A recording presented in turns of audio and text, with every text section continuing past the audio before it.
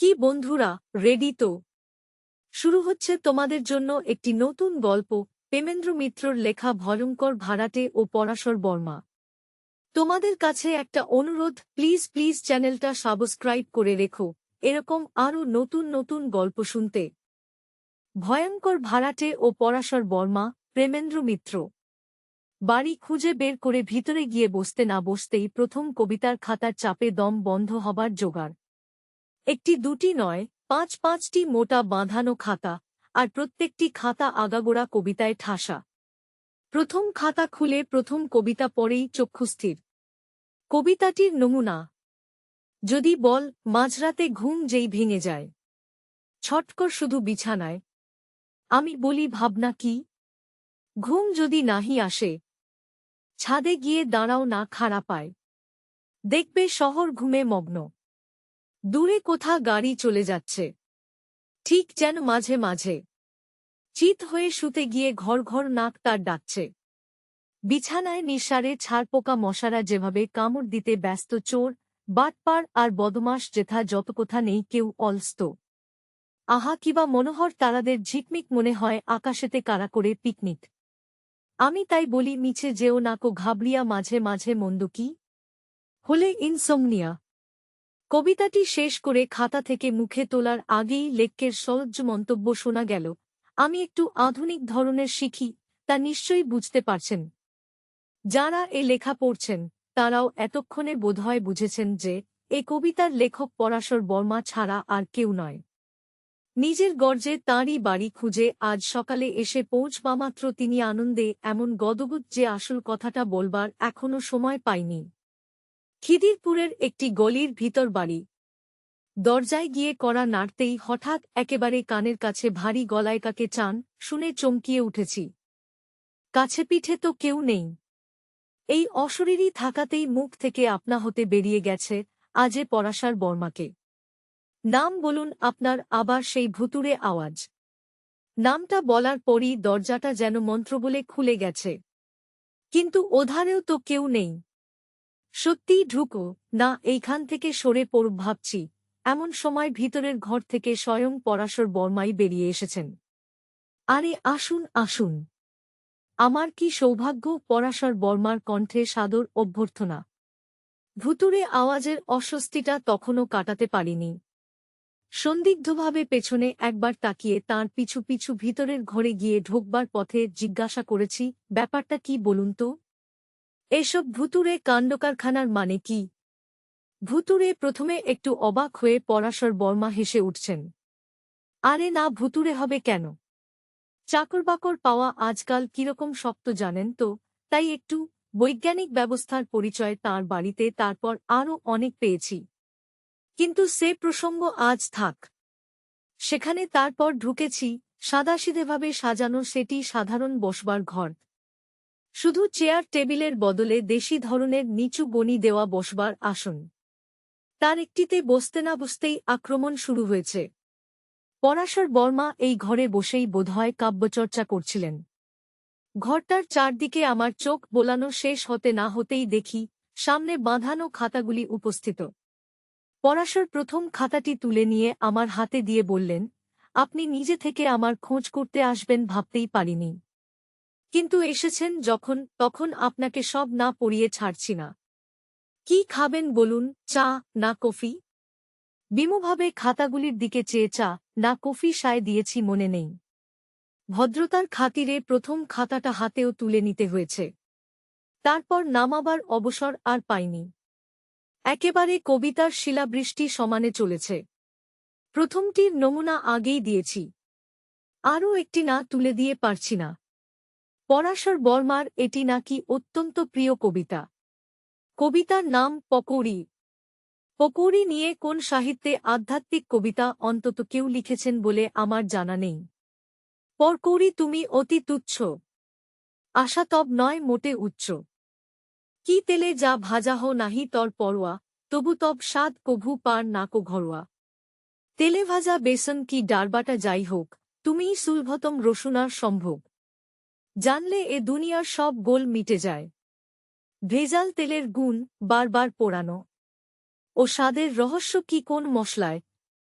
রাস্তার বুলো সেকি সকলের মানানো। শুধু তাই নয়, আছে আরও বিশেষত্ব। জনগণমন দিয়ে খুঁজে সেই তত্ত্ব। কবিতার হতে যখন হাবুডুবু খাচ্ছি, এমন সময় কফি এল। এবার আর ভৌতিক কায়দায় নয়, রক্তমাংসের চাকরের হাতে কাঠের ট্রের উপরে। কফির পেয়ালা হাতে নিয়ে একটু ফাঁক পেয়ে আসল কথাটা পারলাম। আপনার কাছে একটা বিশেষ দরকারে এসেছিলাম পরাশরবাবু। ঠিক আছে, তার জন্যে কিছু ভাববেন না। যেটা কবিতা আপনার পছন্দ হয়, সব আপনি নিয়ে যেতে পারেন বলে পরাশর বর্মা আবার কবিতা পড়বার উপক্রম করলেন। সন্ত্রস্ত হয়ে বললাম, আজে কবিতা, সে তো নেবই, কিন্তু তার আগে আমার কথাটা যদি একটু শোনেন। একটা রহস্যের কিনারা করতে আপনার সাহায্য চাই। বেশ তো, বেশ তো। কি রহস্যটা বলেই ফেলুন না বলে পরাশর বর্মা ভরসা দিলেন। কিন্তু ওই ভরসা পর্যন্তই। তাঁর আরেকটি কবিতা তখন পড়া শুরু হয়ে গেছে। উপায় নেই, তাই ওই কবিতার ফাঁকে ফাঁকেই কোনোরকমে ঘটনাগুলো তাঁকে জানালাম। তাঁর কানে কথাগুলো গেল কিনা তাই সন্দেহ। ফল যে কিছু হবে সে আশা তখন আর নেই। মনে মনে এই কাব্যপাগলা মানুষটার কাছে রহস্যের মীমাংসা করতে আসাটাই আহাম্মকি হয়েছে বলে নিজেকে এখন দোষ দিচ্ছি। কবে কি সামান্য একটা রহস্যের কিনারা করেছিল বলে তার বুদ্ধিশুদ্ধি সম্বন্ধে অত উঁচু ধারণা করাই অন্যায় হয়েছে মনে হচ্ছিল। রহস্যের মীমাংসার আর দরকার নেই। এ লোকের হাত থেকে ছাড়া পেলেই এখন বাঁচি। নিজের বক্তব্য শেষ হবার পর ভদ্রতার খাতিরে আরও ঘণ্টাখানেক কবিতা শুনে মাথা যখন ঝিমঝিম করছে, তখন একটু ফাঁক পেয়ে বললাম, আজ আবার একটু কাজ আছে পরাশরবাবু। তাই এখন না উঠলে নয়। বেশ একটু হতাশ হয়ে পরাশর বর্মা বললেন, এখনই উঠবেন? কিন্তু সবে তো একটি খাতাই মোটে শেষ হয়েছে। সবাই অন্য খাতাগুলোর দিকে চেয়ে বললাম, একটা খাতাতেই যা পেলাম তাই আগে সামলাই দাঁড়ান। এত ভালো জিনিস সব একসঙ্গে হজম করতে পারব না যে। কথাটার মধ্যে বিধূপের সুরটা খুব প্রাচ্ছন্ন ছিল না। পরাশর বর্মা খুশি হয়েই বললেন, তা ঠিক বলেছেন, আবার একদিন শোনানো যাবে, কি বলেন? আমার উৎসাহের অভাবটা লক্ষ্য না করেই পরাশর বর্মা আবার বললেন, কিন্তু আপনার রহস্যের কিনারাটা তো করে ফেলতে হয়। এবার অসন্তোষটা গোপন না করেই বললাম, না থাক, তার আর দরকার নেই। পরাশর বর্মা এবারও উল্টো বুঝলেন। যেন প্রসন্ন হয়েই বললেন, ও নিজেই এর মধ্যে মীমাংসা করে ফেলাই অবশ্য উচিত। রহস্যটা এমন কিছু নয়। এমন কিছু নয়, রাগব না, অবাক হব বুঝতে না পেরে বেশ ঝাঁঝের সঙ্গেই বললাম, রহস্যটা কি? না জেনেই বলছেন এমন কিছু সেটা নয়। বাপ্পরাশরী এবার যেন অবাক। রহস্যটা না জেনে কিরকম? আপনি এতক্ষণ ধরে বললেন কি তাহলে? আমি তো বলেছি, কিন্তু আপনি তো নিজের কবিতা পড়তেই মন্ড। শুনেছেন আমার কথা কিছু? শুনিনি মানে? এবার পরাশর হাসলেন। আচ্ছা, আমি তাহলে ব্যাপারটা বলি, আপনি মিলিয়ে নিন ঠিক হচ্ছে কিনা। ব্যাপারটা সংক্ষেপে হলো এই, আপনাদের পাড়ায় একটি বাড়ি আছে। পুরানো ভাঙা বাড়ি, কিন্তু বছর দুয়েক আগে এক অবাঙালি ভদ্রলোক সেটা কিনে মেরামত করিয়ে প্রায় নতুন করে তোলেন। ভদ্রলোকের নাম এস কাউল। তাঁর কোন ফুলে কেউ আছে বলে আপনারা জানতে পারেননি। ভদ্রলোক একাই বাড়িতে থাকতেন, সঙ্গী শুধু একটি কুকুর। কাউল সাহেব খুব মিশুক লোক নয়। পাড়ায় কারুর সঙ্গে বিশেষ আলাপ পরিচয় তাই তিনি করতেন না। তবে মাঝে মাঝে বাড়িতে জাঁকজমক করে উৎসব খাওয়া দাওয়ার ব্যাপার হতো। হোমরা তোমরা বড়লোক, ব্যবসাদার, কারখানার মালিকরাই সাধারণত আসতেন। বড় বড় গাড়িতে রাস্তা ভর্তি হয়ে যেত। নাচ গানের ব্যবস্থাও থাকত। আপনারাও কেউ কেউ এইসব উৎসবের দুয়েকটিতে নিমন্ত্রণ পেয়েছেন। অত লোকের ভিড়ের মধ্যে কাউল সাহেবের সঙ্গে বিশেষ আলাপের সুযোগ হয়নি। কিন্তু তাঁর নিজের সাজগোজ থেকে তাঁর বাড়ির সবকিছু ব্যবস্থার মধ্যে তাঁর রুচির পরিচয়। তাঁর অমায়িক ব্যবহার, বিশেষ করে রেশমি পাকা চুল দাড়ির ভিতর দিয়ে তাঁর মুখের সৌম্য প্রসন্নতা আপনাদের ভাল লেগেছে। কথা তাঁর মুখে কমই শুনেছেন। শুধু বাংলা বলতে পারতেন না বলে নয়, ভদ্রলোক কথাই বলতেন কম। বাড়িটা তখনই আপনাদের অদ্ভুত লাগত। উৎসব হয়ে যাবার পরদিন সকালেই আবার নিঝুম। মাঝে মাঝে কুকুরের ডাক ছাড়া বহুকাল, আর তারপর সেখানে কোন সাড়া শব্দই পাওয়া যেত না। মনে হতো উৎসবটাই যেন শেষ স্বপ্ন। ওই ভুতুড়ে গোছের নির্জন বাড়ি, যে একরাত্রে আলোয় ঝলমল, মানুষ অনেক গমগম করে উঠেছে, তখন বিশ্বাসই হতে চাইত না। মাঝে মাঝে কাউল সাহেবকে বাড়ি থেকে বেরুতে কি ঢুকতে অবশ্য দেখা যেত। বাড়ির দরজার সামনে ট্যাক্সি দাঁড় করিয়ে দরজায় তালা দিয়ে তিনি শুধু একটা ছড়ি হাতে ট্যাক্সিতে উঠে কোথায় যে যেতেন আপনারা জানেন না? পরাশর বর্মা একটু থামতেই সবিস্ময়ে বললাম, আশ্চর্য। পরাশর একটু হেসে বললেন, ভুলটনটা কি? সব কথাই আপনার শুনেছি, এই তো। জায়ান আগে বাকি সবটা মেরে কি না দেখুন। সারাশর বলতে শুরু করলেন, আমাকে তো বানিয়ে শেয়ার মার্কেট বা ওইরকম কোনো জায়গায় যে তিনি যেতেন এইটে আপনারা অনুমান করতেন মাত্র। এ নিয়ে বিশেষ মাথা কেউ ঘামায়নি, দরকারও হয়নি। একদিন শুধু পাড়ার ছেলেরা ওই বাইরের দরজাতেই সরস্বতী পুজোর চাঁদার জন্যে তাঁকে ধরেছিল। তিনি করকরে একটি ১০০ টাকার নোটি এতটুকু দ্বিধা না করে চাঁদা হিসেবে দিয়ে যথারীতি দরজায় তালা দিয়ে ট্যাক্সিতে উঠে চলে গিয়েছিলেন। কিন্তু একদিন হঠাৎ সেই যে দরজায় তালা দিয়ে তিচি বেরিয়ে গেছেন আর ফেরেননি। তাঁকে বাড়ি থেকে বেরুতে অবশ্য কেউ দেখেননি। কিন্তু পরপর কয়েকদিন দরজার সামনে তালা ঝুলতে দেখে আপনাদের কেমন আশ্চর্য লেগেছে। কাউল সাহেব গেলেন কোথায়? দিনের বেলায় যে যার নিজের ধান্দায় থাকেন, অত খেয়াল থাকে না। কিন্তু রাত্রে সেই বাড়ির থেকে কুকুরের ডাক শুনে হঠাৎ মনটা সন্দিগ্ধ হয়ে উঠে। কাউল সাহেবের হল কি? দিন কয়েক এমনি কাটাবার পর পাড়ার অনেকেই একটু ব্যস্ত হয়ে উঠলেন। কিন্তু করবার তো কিছু নেই। তালা ভেঙে পরের বাড়িতে তো ঢোকা যায় না। যা রানী কুকুর, সেটা নিরাপদও হবে না। আর পুলিশ খবর দিবার মতো কিছু হয়েছে কিনা তখন তাও বুঝতে পারছেন না। একটা কিছু করা দরকার আপনাদের মনে হল। আপনাদের ছাড়া আরও অনেকের যেটা হয়েছে পরের দিন বুঝতে পারলেন। ছুটির দিন। পরের পর বড় মোটর আসে আর দরজায় তালা দেখে হতাশ হয়ে চলে যায়। কেউ কেউ আপনাদের কাছে খোঁজ খবরও নিলে আপনারা কি আর জানেন যে বলবেন? আপনারাই বরং শুনে অবাক হলেন যে যারা এসেছে তাদের অধিকাংশই পাওনাদার। শুনলেন অনেকেই নাকি কাউল সাহেবের কাছে অনেক টাকা পায়। ফাটকা বাজারে কাউল সাহেব নাকি বড় দাঁও মারতে গিয়েই কাত হয়ে গা ঢাকা দিয়েছেন।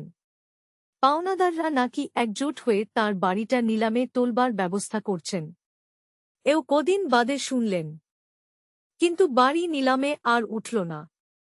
কাউল সাহেব উধাও হবার হপ্তাখানেক বাদেই একদিন দেখেন বাড়ির বাইরের দরজার তালা খোলা। ভিতরে মিস্ত্রি লেগেছে আবার বাড়ির মেরামত আর চুনকাম করতে। ব্যাপার কি? কে এলেন আবার এ বাড়িতে? আপনাদের কৌতূহলী হয়ে বেশিক্ষণ থাকতে হল না। বাড়ির পাশ দিয়ে যেতে না যেতে বাড়ির নতুন মালিক নিজেই গায়ে পড়া হয়ে এসে আলাপ করলেন আপনাদের সঙ্গে। মনে হল বেশ মিশুক। খালি গায়ে ধবধবে পৈতের সঙ্গে কাঁধে গামছা ফেলা, পারনে ৮ হাতি খাটো ধুতি, পায়ে খড়ম, রেলের মতো চাঁচা ছোলা, মাথা ভর্তি টাক, কামানো গোল মুখের সঙ্গে যেন মানানসি করে তৈরি। কথায় একটু দেশের টান। ভদ্রলোক নিজে থেকেই আলাপ পরিচয় করেছেন ও সারাক্ষণ নিজের কথাই বলেছেন। এসেছিলেন কিছু জানা যায় কি না চেষ্টা করে দেখতে। ভদ্রলোকের অনর্গল কথার তোড়ে দিশেহারা হয়ে মনে হয়েছে ছাড়া পেলে বাঁচেন। ভদ্রলোকের নাম বিশ্বস্তর রায়। তাঁর সব কথাই শুনেছেন।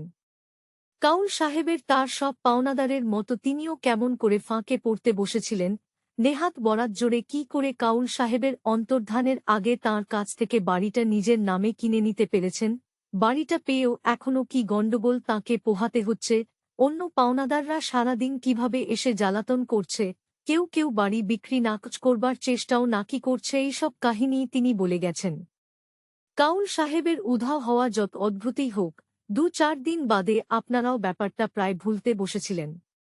এমন সময় আপনাদের পাড়ারই যে মিউনিসিপ্যাল পুকুরটায় ছেলেরা সাঁতার শেখে, তার তলা থেকে একটা ছড়ি একটি ছেলে ডুব দিতে গিয়ে তুলে এনেছে।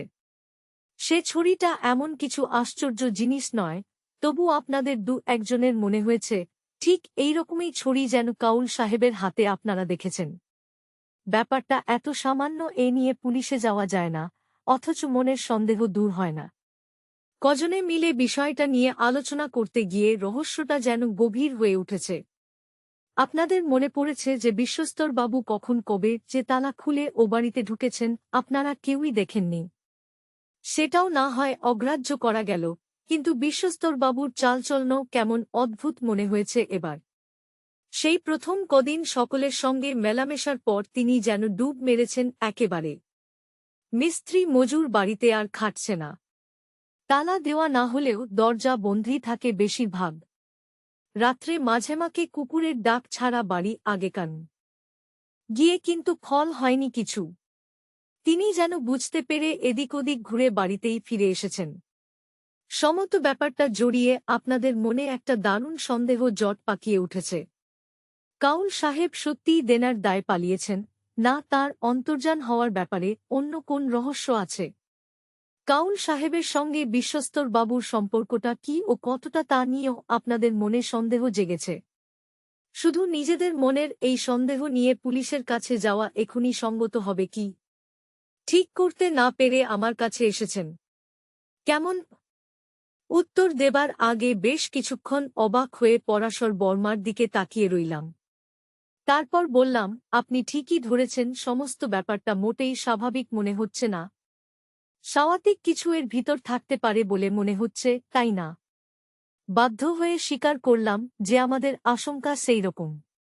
পরাশর বর্মা গম্ভীর হতে খানিক চুপ করে থেকে বললেন, যেমন কাউল সাহেব পালিয়ে যায়নি, তাকেই কেউ হয়তো সরিয়ে ফেলেছে পুকুর থেকে ছড়িটা পেয়ে, এই রকম অনুমানই হয়। উৎসাহিত হয়ে উঠে বললাম, আমরা ঠিক তাই ভেবেছি।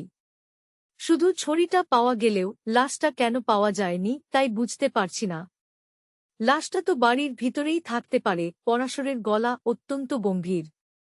অবাক হয়ে বললাম, বাড়ির ভিতর?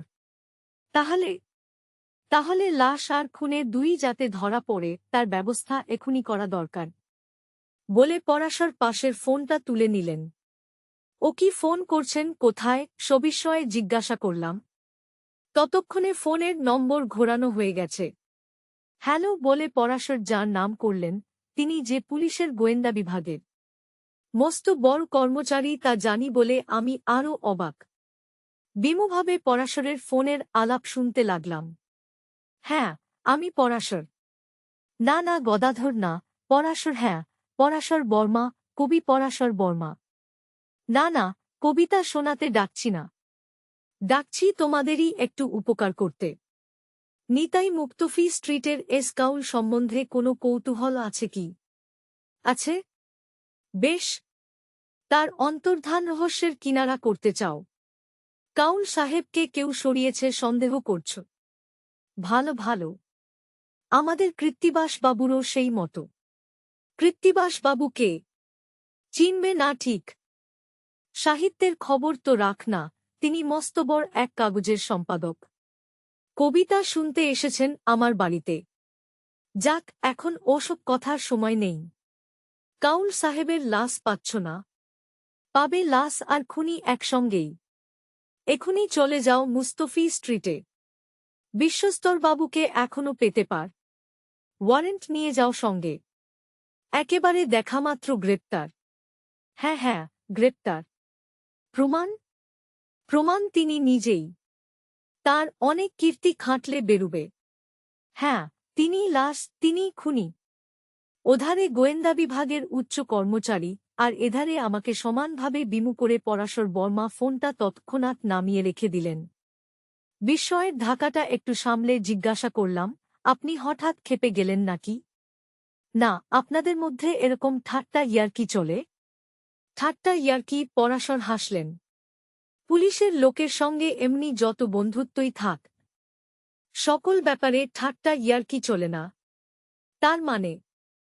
বিশ্বস্তরবাবু কাউলের লাশ আর খুনে কথার মানে কি? মানে যা বলেছি তাই। কাউল বলে কেউ নেই। বিশ্বস্তর রাই কাউল সেজে দুনিয়াশুদ্ধ সকলকে ঠকিয়েছেন, এখন বিশ্বস্তর হয়ে আল শুটিয়ে আবার অন্য মৃগয়ায় যাবার তালে আছেন। তখন বাংলা বলতেন না, সাদা দাড়ি গোঁফ দিয়ে সৌম্য বিদেশী সেজে থাকতেন। এখন আবার বাংলা চেহারাটা বের করেছেন। সকলকে ফাঁকি দেবেন বলেই যেখানে যা পেয়েছেন হাতিয়ে নিয়ে বাড়িটি নিজেকেই অন্য নামে বিক্রি করে গেছেন। কিন্তু চোখে কিছু না দেখে শুধু আমার কাছে গল্প শুনে আপনি এ রহস্য বুঝলেন। কি করে? বুঝলাম কুকুরের ডাকে। কুকুরের ডাকে? হ্যাঁ, কুকুরের ডাকে। যুধিষ্ঠিরের বেলায় যম কুকুর সেজেছিলেন, আর বিশ্বস্তরবাবুর বেলায় কুকুরই যম হল। কাউন সাহেব উধাও হবার পরও আপনারা বাড়িতে কুকুরের ডাক শুনেছেন। আপনিই বলেছেন কুকুরটা হিংস্র। হিংস্র কুকুর হলে মনিব ছাড়া আর কারুর সঙ্গে এক বাড়িতে কিছুতেই থাকত না। সে যে বন্ধ থাকে কোনো ঘরে তাও নয়, কারণ একদিন তাকে রাস্তায় ঘুরে বেড়াতে একজন দেখেছেন। সেদিন কোনরকমে দরজা খোলা পেয়ে কুকুরটা বেরিয়েছিল, আর বিশ্বস্তরবাবুও তাকে খুঁজতে নির্জন রাস্তায় রাত্রে বেরিয়েছিলেন। বিশ্বস্তরবাবু সব ভোল পাল্টেছিলেন, শুধু কুকুরটার প্রতি মায়ায় তাকে কোথাও সরিয়ে দিতে কি মেরে ফেলতে পারেননি। আশা করি এতক্ষণে পুলিশের গাড়ি রওনা হয়ে পড়েছে তাঁকে ধরতে। মুখ থেকে আপনা থেকে বেরিয়ে গেল, সত্যি কি বলে যে আপনার প্রশংসা করব ভেবে পাচ্ছি না। পরাশর বর্মা সলদে একটু হেসে বললেন, তাহলে কোন কবিতাগুলো নেবেন? সমাপ্ত। শেষে আবারও একই কথা বলব, please please subscribe. Good night আমার প্রিয় বন্ধুরা।